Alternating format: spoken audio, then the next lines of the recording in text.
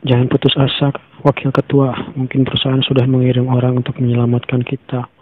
Tapi si Wakil Ketua malah bilang tidak, sekarang kita sudah ditinggalkan oleh mereka. Dan mereka tidak akan buang-buang waktu untuk mencari kita. Selain itu, walaupun ada orang yang akan mencari kita, itu tidak akan berguna. Mereka tidak akan bisa menemukan kita. Sepertinya kau benar, kata anggota yang lain. Kita sudah mencoba yang terbaik untuk melindungi orang-orang. Aku sudah puas hidup dengan hidupku. Tunggu, dan aku sudah melihat monster banyak mengerikan. Aku setidaknya bisa melihat monster mengerikan itu sebelum mati. Dia benar-benar sangat mengerikan. Lalu sementara itu, Wang Bin yang sedang tidur, dia pun bermimpi aneh. Tempat apa ini? Semuanya gelap. Tiba-tiba saja sesuatu menyentuh tubuh Wang Bin. Ternyata itu adalah jaring laba-laba. Apa? Apa ini? Wang Bin pun ditarik oleh jaring itu ke arah ke belakang. Apa itu? Ada 6 mata. Kau bertanya padaku. Aku yang harusnya menanyaimu, siapa kau, kata si monster. Sepertinya ini cara kalian untuk berkomunikasi antar walker ya, kata Wang Bin.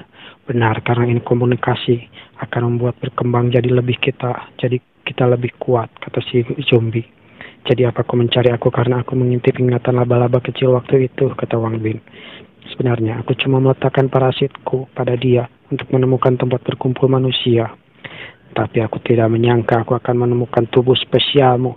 Aku sudah memakan ribuan manusia dan pasukanku sudah hidup untuk menyerang pangkalan kalian. Dengan menemukanmu, aku akan menjadi lebih kuat. Hehehe. Kau mau memakanku? Tugasku adalah mengalahkan Raja Mayat seperti kau. Maksudmu para walker bertambah kuat dengan mengkadisbalisme diri mereka sendiri. Mereka memakan tubuh mayat yang lain. Hehe. Kau tidak tahu, bukannya ini sangat menggiurkan. Kami bisa mendapatkan sedikit kemampuan dari orang yang kami makan. Semakin banyak orang yang kami makan, maka kami akan mendapat semakin banyak kekuatan mereka. Oleh karena itu, manusia yang mencoba yang terbaik untuk menghancurkan kami. Tapi itu semua sia-sia. Tunggu saja, aku pasti akan menghancurkan kalian. Kau mau membunuh diri? Silahkan saja, datang dan cari aku, kata si laba-laba.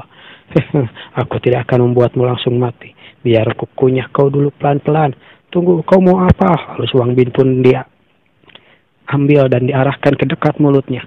Jelas aku akan merasakanmu pelan-pelan. Sialan, lepaskan aku. Lalu tiba-tiba saja Wang Bin bangun dari mimpinya. Jangan makan aku, sambil teriak panik. Untung cuma mimpi.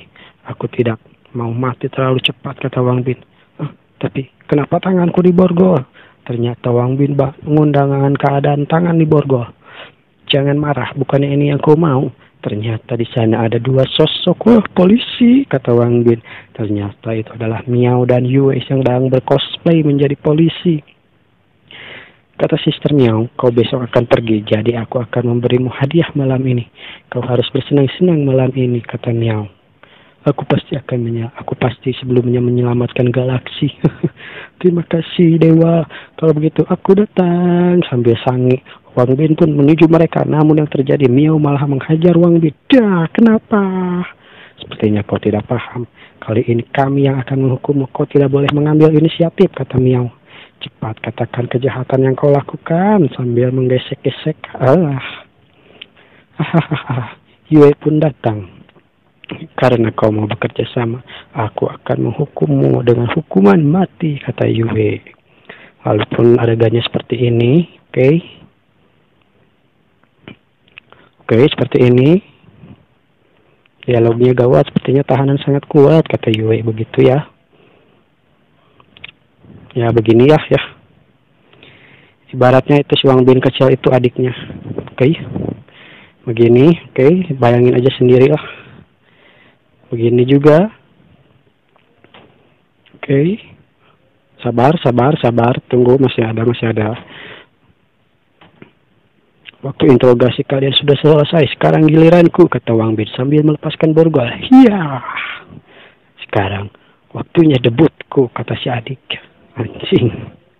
Kamu apa? Jangan mendekat, sambil mereka melihat si adik. Oke? Ayo serius. Lalu begini, oke? Lalu begini. Ini disensor dari sananya, oke? Lalu adegan pun berpindah. Wang Bin yang sudah selesai dengan mereka berdua. Mereka berdua pasti sangat kelelahan. Lebih baik biarkan saja mereka. Tunggulah aku pasti akan kembali, kata Wang Bin. Oke, berhenti saja di sini, Komandan Zhao, cepatlah pulang. Ternyata Wang Bin sudah diantar oleh Komandan Zhao untuk pergi. Apa kau benar-benar tidak perlu bantuan kami? Sangat berbahaya di sini. Bantuan? Ada. Contohnya apa kau bisa menyemangatiku? Bisakah kau memberikanku ciuman? Kata Wang Bin. Bagaimana kalau ini? Komandan Zhao pun memberikan senjata, namun saat Wang Bin akan pergi, Wang Bin, tunggu sebentar. Komandan Zhao pun ternyata memberikan French kiss kepada si Wang Bin. Dia mencium pipinya, dulur-dulurku. Apakah Komandan Zhao akan menjadi yang ketiga? Kembalilah dengan selamat, kata Komandan Zhao. Saat Komandan Zhao akan pergi, Wang Bin memegang tangannya. Kenapa? Dia memegang bahu Komandan Zhao dan dia pun membalas ciuman si Komandan Zhao. Wang Bin anjing lah. Aku akan menunggumu, kata si Komandan Zhao. Oke, jangan cemas, aku akan baik-baik saja, kata Wang Bin. Sistem, keluarkan dari ruang penyimpanan kendaraan. Lalu, Wang Bin pun mengeluarkan sepeda motor. Lalu, tunggu saja Raja Mayat, aku datang. Wang Bin pun pergi dengan menggunakan motornya. Di suatu tempat, di tempat yang poek, ternyata itu adalah seekor laba-laba raksasa. Di sekelilingnya ada laba-laba kecil membawakan gulungan-gulungan. Sepertinya itu adalah orang-orang yang akan menjadi korban Raja Mayat. Satu persatu dibuka. Para laba-laba ini sangat menjijikan. Monster apa ini? Lihat itu, kata seseorang. Ayo lari, sialan, lari. Namun mereka tidak bisa lari. Kembali, jangan coba untuk lari, kata laba-laba yang besar.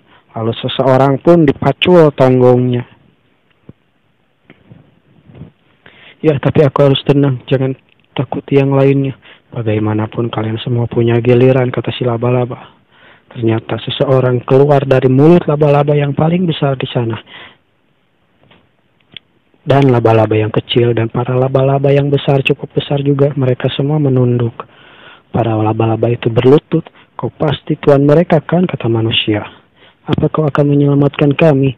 Terlihat sosok ratu laba-laba dengan bodi yang aduhai, kulit dengan cangkang merah, rambut putih. Benar, mereka semua mendengarkan perintahku. Aku datang untuk menyelamatkan nyawa kalian. Aku di sini untuk membawa kalian ke dunia tanpa rasa sakit. Bagaimana? Di sana kita bisa saling bertukar hidup dan mati dan hidup bersama. Benarkah apa kau bisa membawa kami sekarang? Kata yang lain. Kalian kenapa? Tenanglah, lihat. Dia tidak normal. Aku bisa merasakan kehangatan master, kata manusia yang lain. Ternyata mereka telah terkena genjutsu, dulur-dulurku. Lalu yang tersisa, sepertinya dia adalah wanita. Sebentar, kamu mau membawa mereka kemana? Jangan tinggalkan aku di sini, kata si wanita. Aku cuma makan orang mulia dan para pria muda. Aku tidak makan perempuan, kata si ratu laba-laba. Lalu dia pun memerintahkan anak buahnya untuk menghabisi si wanita. Jangan kemari, menjauhlah, menjauhlah, tidak. Sementara itu, Wang Bin sedang memakai motornya. Lalu terdengar suatu ledakan. Duar!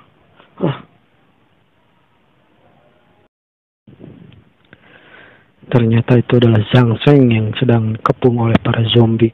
Zhang Sheng berusaha kabur dengan naik ke sebuah mobil. Maju kalian semua, dia sambil memukul para zombie-zombie yang berusaha menangkapnya. Iya, Iron Sampam, dia mengeluarkan jurusnya. Namun zombie-zombie itu tetap bermunculan. Digawat, mereka terlalu banyak, aku tidak bisa menanganinya lagi. Zhang Sheng, tiba-tiba saja terdengar suara orang yang memanggilnya. Wang Bin. Ternyata Wang Bin melompat datang untuk menyelamatkan Zhang Sheng. Larimu cukup cepat, kata Wang Bin. Untung aku bertemu denganmu, kau tidak. Kau pasti sudah jadi makanan. Kau gila.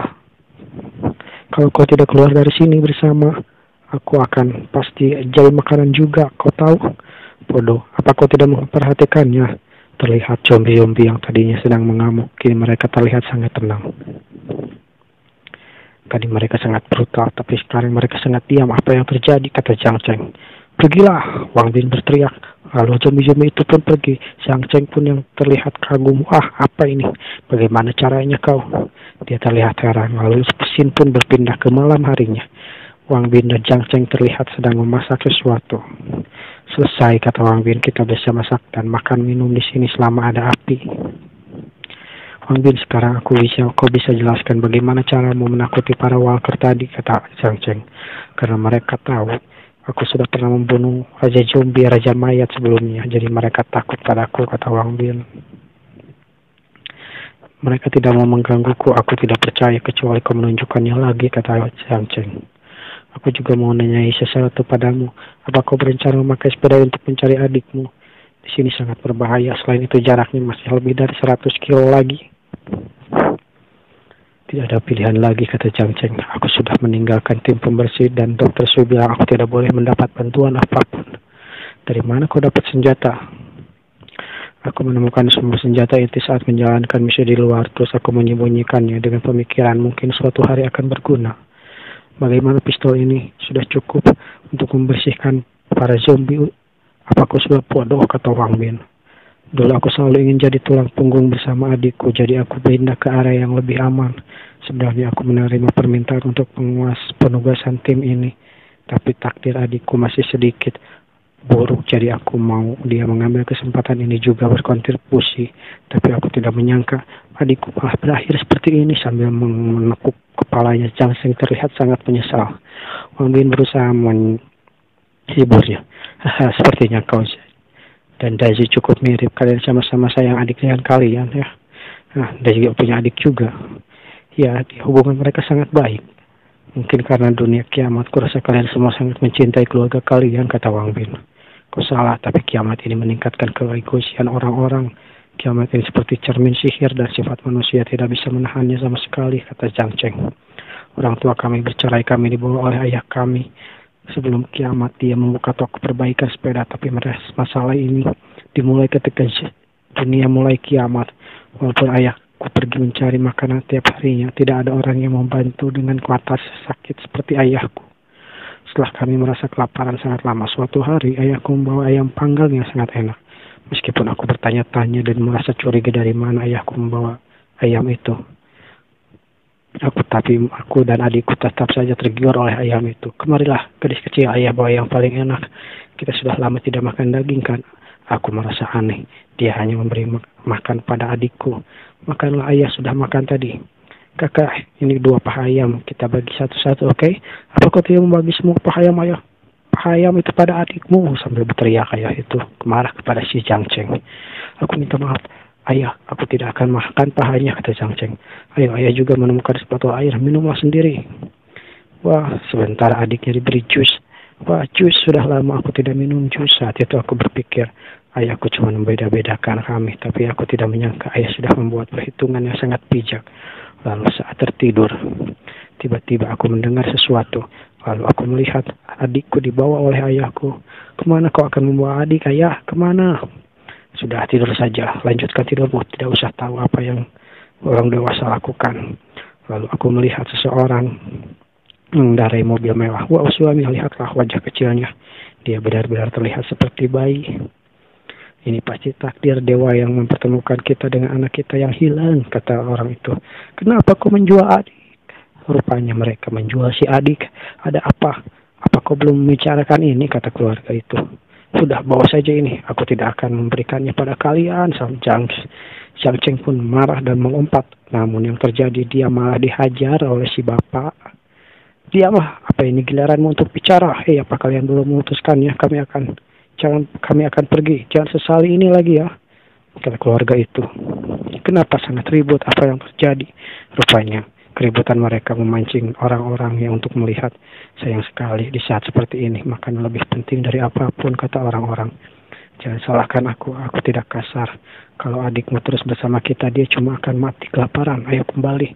Makanan ini cukup untuk berbulan-bulan. Rupanya adiknya ditukar oleh makanan. Menyingkirlah, aku tidak mau makan makanan itu. Dia pun berlari ke arah mobil itu yang sudah berlari. Wah, daging, aku sudah lama tidak melihat daging. Rupanya saat dia menubruk ayahnya, makanannya keluar dari tasnya. Kalian lihat apa? Kembalilah ke tenda, sambil marah si ayah berteriak kepada orang-orang. Jangan takut adik, kakakmu akan bawa pulang. Namun dia hanyalah anak kecil. Adik, adik, mobil itu sudah terlalu jauh untuk dikejar oleh Zhang Cheng. Pada akhirnya aku tidak bisa mengejarnya, kemudian aku terjatuh kehilangan kesadaran. Lalu keesokan harinya saat aku memikir hal ini, aku benar-benar merasa tidak berdaya, kata Zhang Cheng. Lalu Wang Bin pun berkata, terus apa yang terjadi di antara kau dan ayahmu? Apa aku bisa bertemu adikmu lagi itu? Bagaimana ceritanya? Aku bertemu dengan adikku di lain hari, tapi keesokan malamnya ayahku ditusuk sampai mati di tenda. Karena kebodohan ayahku, aku kehilangan 2 orang anggota keluarga dan malah menjadi yatim piatu. Tanpa keluarga, aku cuma bisa berkeliling sampai pada akhirnya aku bertemu dengan sekelompok tentara bayaran yang khusus membunuh Walker. Mereka terlihat kuat, aku bergabung dengan mereka. Aku juga belajar Iron Sempang dari mereka. Setelah beberapa tahun, kelompok tentara bayaran ini digabungkan oleh perusahaan dan menjadi tim pembersih saat ini. Aku masih belum bisa melupakan adikku dan terus mencarinya. Setiap hari sampai suatu hari, semuanya, tolong putri kami. Seseorang sedang meminta pertolongan. Terlihat 2 orang yang sedang sekarat. Tolong beri kami makanan, kami belum makan selama beberapa hari. Aku mencium bau mayat, sepertinya mereka tidak akan selamat. Kalau saja adikku masih hidup, dia pasti seumuran dengan gadis ini. Aku tidak tahu apa yang terjadi pada dia. Dia sambil memikirkan adiknya. Ada apa, Aseng? Kapten, aku mau memberi mereka biskuit. Anak bodoh, itu adalah hadiah yang kau dapatkan dengan nyawamu, walaupun kau bisa menyelamatkan mereka untuk sekarang. Tapi bagaimana dengan selanjutnya? Kata si kapten, sekarang ini adalah terlalu banyak seperti mereka. Kalau kau mempunyai makanan lebih, simpanlah untukmu. Tunggulah sampai kau bertemu dengan adikmu. Bagaimana kalau dia kelaparan? Biskuit itu terdengar enak, dasar bodoh. Baikku, ibu jahat, ibu tidak bisa melindungimu terus. Kau merasa lapar kan, kata si ibu. Baik, ibu tidak bisa bertahanlah sebentar lagi. Kau pasti akan bertemu keluargamu ya sebelum kau mati. Baikku, maaf aku tidak berguna dan malah membuatmu menderita, kata si ibu. Lalu Zhang Cheng pun yang mendengar pembicaraan itu. Bibi, ku dengar dia ini bukan putrimu, apa benar? Apa kau mendapatkan dia dengan menukar makanan, kata Zhang Cheng. Aku punya adik yang sudah terpisah lama, ditukar dengan makanan.